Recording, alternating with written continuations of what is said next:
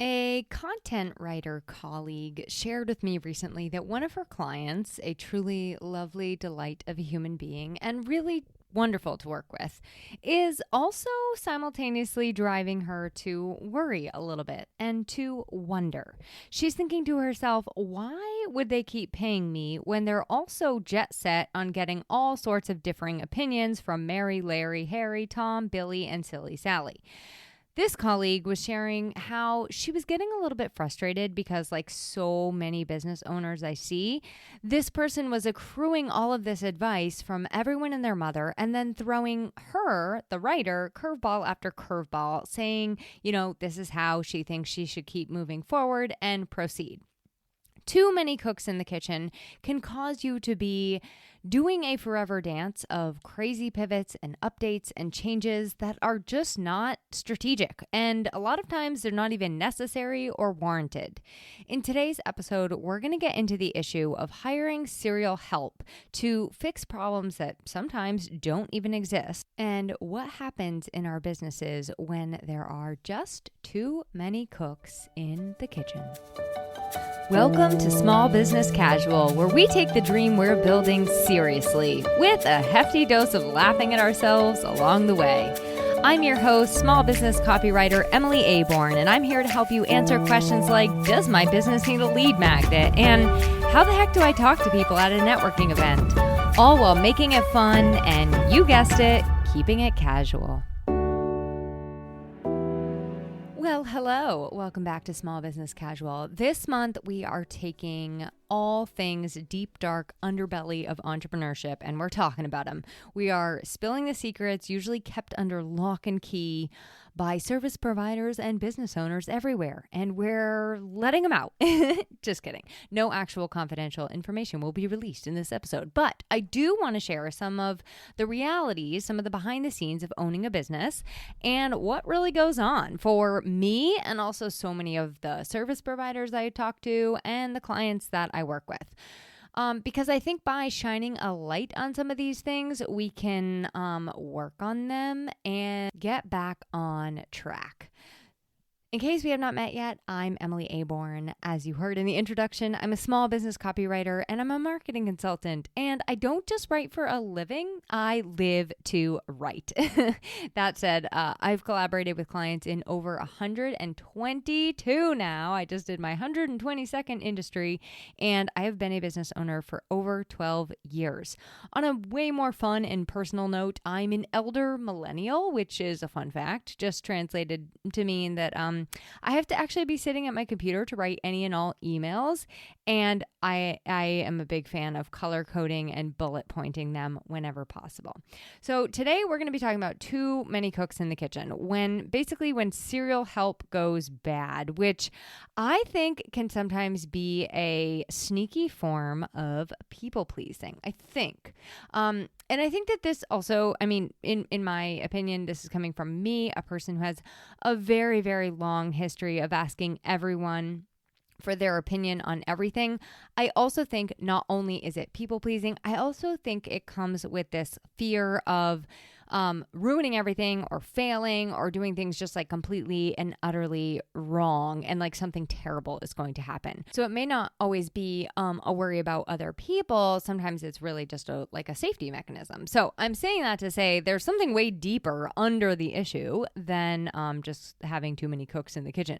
But I will say that when you do have too many cooks in the kitchen, it can leave you with a really confused message and a brand that sounds like it was built by a committee because it was. And I'm not actually just talking about business. This can also happen with decisions that we make in our own lives. But today we are going to stay in the business space. So like my colleague I shared about in the intro, I actually have some examples of my own that I'm going to bring in too. So recently, I'll share one from recent. A client sent me a brand guide and keywords and this sort of I'm going to, for lack of a better way of saying it, it was basically a rough draft of their website.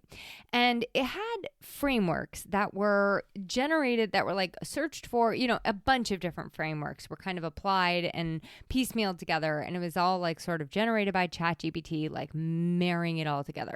Now, Chat brought it all together, sure, but it did not sound at all like them, and it did not reflect their brand values. And actually that brand guide, it was like not really anything very substantial.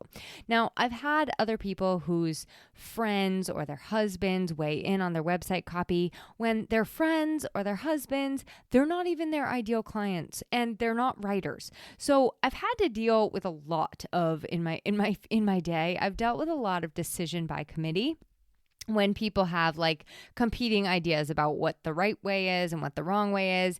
And we kind of get into this whole thing where we're skewing the whole direction, muddling up the message in order to try to make everybody happy. But it's really losing the connection with the mission. It's losing those values. It's losing that main tone, that main voice. So I used to fall into this a lot, like in my own kind of personal world. I have reason to believe strongly that I am a type 6 on the Enneagram, and I used to live a life, I don't do this as much anymore, but I used to live a life where I would poll everyone and anyone for their opinion on what I should do with various decisions in my life. Now, today, I'm actually very careful about not telling people what I'm up to or letting them weigh in on things, because I find that when I go ask every single other person other than me, right, what they think I should do, when I'm bouncing things off them, when I'm ping-ponging around, I end up in a constant decision-making paralysis, even over the most minor decisions. I'm worried that, like, if I make this choice, what is so-and-so going to think? Because I didn't take what they thought, what their advice was, or am I going to make this person unhappy? Or what are they going to think about my decision? You know, and I've also had people tell me what they would do, even though they are not me, which is not helpful because they're not even like living the kind of life maybe that I would want to be living. So that just can make things ultra confusing. The fact of the matter is, at the end of the day, some people are going to say go bigger. Some people are going to say go homer. Some people are going to say go this way. Some people are going to say go that way. And it's all so individualized. So the more time we spend outsourcing our decision-making, our voice, getting advice, you know, the more time I was catering and focusing outward, it just made me more and more a blend of everybody else. And for me, this really came to a head in like 2023 when I realized I was always asking myself, I filtered everything through, what will so-and-so think if I post this? If I do this, will this person leave? Will I miss these people if I say it this way? What if I offend this person? What will this person do or think if I do X, Y, Z? And I believe that this whole polling thing, this serial help, this too many cooks in the kitchen, it is seeds of the same problem. And it pops up for business owners when they hire the help to express who they are. There's absolutely nothing wrong with that. That is my exact profession. I do not think that hiring help to get to the root of who you are, figure these things out, you know, get an outside perspective, that is not bad. It is so immensely clarifying to get feedback and to collaborate with an expert and somebody who knows how to pull these things out of you.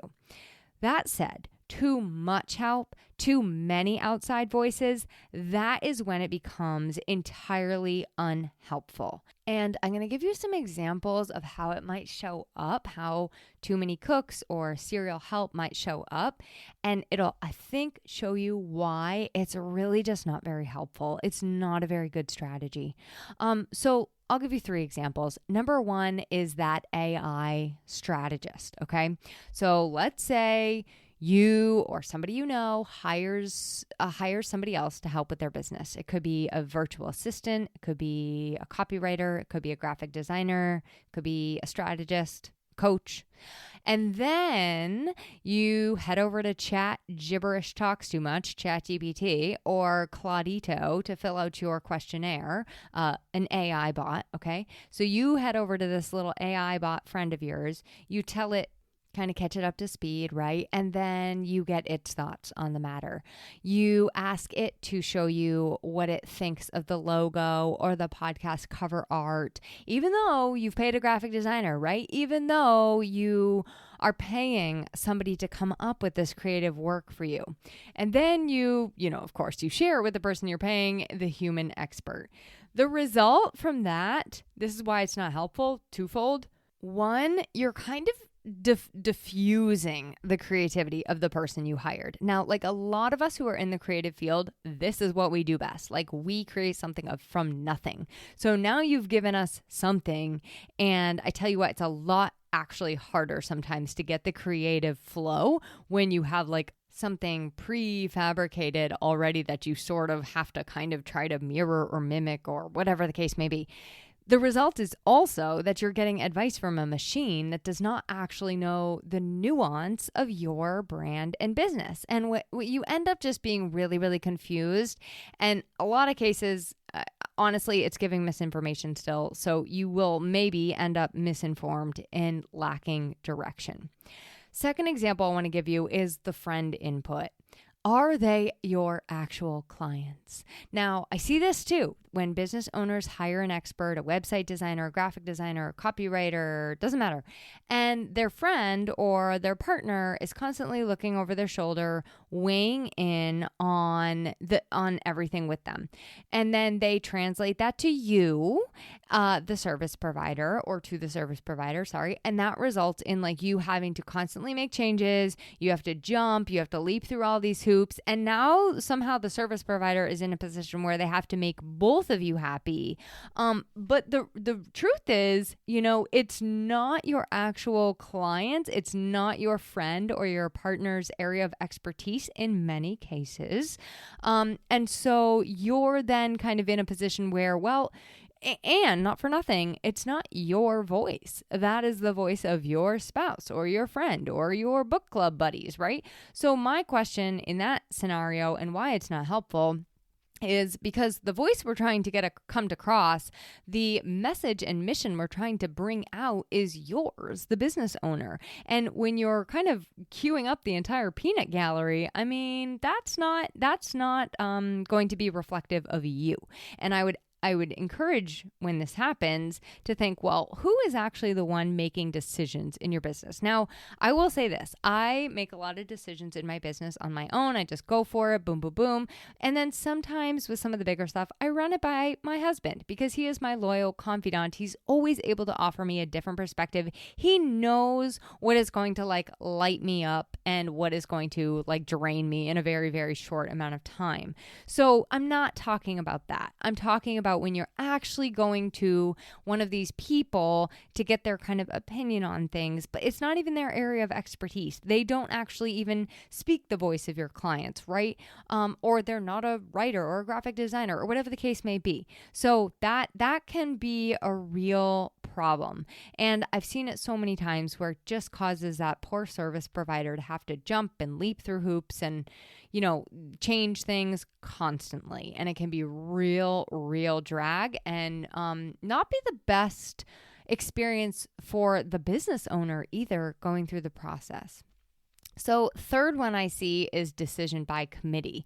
This is like a project where the business owners or people collaborating do not get aligned within. They do not get aligned together and on the same page before getting help.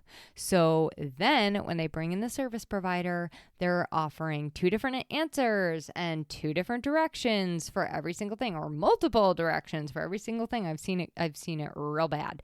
And the result is so much, again, just like that other one, it's back to the drawing board. It's stalls, it's delays, it's revamping and changing everything, right? And at the end of the day, nothing is totally aligned because we're not going back to that bigger picture, that bigger voice of the original organization or the original business or the original vision. So at the end of the day, I think the worst of it is, the reason it's most unhelpful is you're literally throwing money at something and then not respecting your investment. Now, the service provider might be respecting your investment, but you're not respecting your investment. You're not respecting the fact that you are paying for that expertise because you're then drowning it out with everybody else's opinions. And I'm not saying you, I'm just saying this is what I see often happen. So I think the reason for me that this is all like the most unhelpful, the reason it is so difficult for me to watch time and time again is definitely because I hear service providers say this over and over and over again, how frustrating this is. But I think at the end of the day, the problem is that the voice most often ignored in all of these examples I gave, all of these situations, all of this serial help and too many cooks in the kitchen, the voice most often ignored is yours and your actual customers, your actual clients. So, the other things I see, and this is more focused on like getting serial help. So that's when you like ask this person and then you don't like their advice, or you try their advice and it doesn't work. And then you ask this person, then you ask this person, then you ask this person. You feel like you're always hiring for help. And I've heard this, I ask a question actually in my onboarding questionnaire, which talks to this, because I like to know if somebody has tried 6 or 7 copywriters before me and what that experience is like. Because if they have, there's a good chance that it's not the copywriter, it's them. And I don't say that, obviously, but that can be the case. So in serial help situations, I think that it's really important like to look within and say, okay, I'm always getting serial help and nothing seems to be working, quote unquote. And I'd say there's kind of 4 main reasons for that. One is that the person never gave it a chance to stick in the first place. So they hire coach after coach, they hire expert after expert. They're just never satisfied. Everyone lets them down. No one can do it right. No one can capture them. Sometimes, yes, it's just really bad help and they overpromised and they underdelivered, or they didn't do a good job at their job. Often it is that you're either not listening to the people that you actually paid, or you're not giving things long enough to stick and see the success. Another problem I see with this is when they're lacking clarity going in. Now, you don't need to have all the clarity. That is so often why you bring in help, is to get clarity. But if you are entirely unclear, if you don't know who you are, if you don't know your values, your message, who you're talking to, it can be really hard for somebody else to understand your vision. And nobody that you hire is going to be a mind reader, and nor should they be expected to be. There are very intuitive, there are very creative, there are very depth-filled people who can pull a lot out of you, but nobody really can read your mind or get clear for you. So that's another problem I see. And then this one is big. Unrealistic expectations. I think that's a really big driver of serial help asking. Help is great. I am a big fan. I love having help. And it's important that you have really realistic expectations around it. So it typically doesn't automatically propel your business to overnight success. It doesn't fix all your problems, and people cannot make decisions for you in your business or drive success for you. And I think that is really important at the end of the day. And also, lastly, I think focusing on the wrong problem or a problem that doesn't even exist. So sometimes we hire help and it's not the right help to solve the actual problem. And so I think this is the utmost importance when getting help is saying, what is the actual problem? Am I going to the right experts for this problem? Now, lots of people will not be honest with you, and they will take your money if you're going to give it to them. Lots of people out there will tell you you have a problem that does not exist because that's the one that they solve, right? That is the one they solve. But we all need to get clear on the issue prior to seeking the solution. And sometimes the problem is a lot bigger than what we think it is. Sometimes it's not just a website copywriting issue. It's a full rebrand. It's a repackaging of services. It's something we need at home, right? Or a therapist or a doctor or a coach. Sometimes that serial help seeking is avoiding deeper work like mental health, life stuff, health stuff, relationship stuff. Help is exactly that. It is help. It can guide you to work on it, but it doesn't tackle the stuff for you. It doesn't make all your problems go away. It's not a silver bullet, an overnight success. It's actually a slow trickle growth in a lot of cases. Help doesn't usually grow your business or be successful for you. It is just that. It is help. It is meant to be a support, accountability, guidance, coaching, camaraderie, strategy, by your side, creativity, right? And I want to say this, if you know a business owner who's super, super aggravated, either with the help that they've been getting or with the help that they're currently working with, or if you know a service provider who is super, super frustrated by their clients kind of in these situations, please share this episode with them, because I know I don't usually ask you that, but it might not apply to you, but I think that the right people need to hear this message. You know what I mean? When I was working on this episode, so please share is what I'm asking. And while I was working on the episode, there was this quote that was like just absolutely perfect. It's by Jim Rohn, and he said that success is neither magical nor mysterious. Success is the natural consequence of consistently applying basic fundamentals. And I love that reminder, because that is really what help is doing. Help is really giving you the solid foundation, the basic grounding. I mean, yes, it can be high level as well. But so much success, I think, is just getting a super duper strong, having super duper strong roots and then growing from there. And I also think it's a good reminder that, less but concentrated and focused help, that is more. It's not magical. It's not mysterious. You don't need more. Less but concentrated and focused is more. Piecemealing leaves you with a piecemealed brand. It leaves you with a piecemealed website, leaves you with a piecemealed business or life.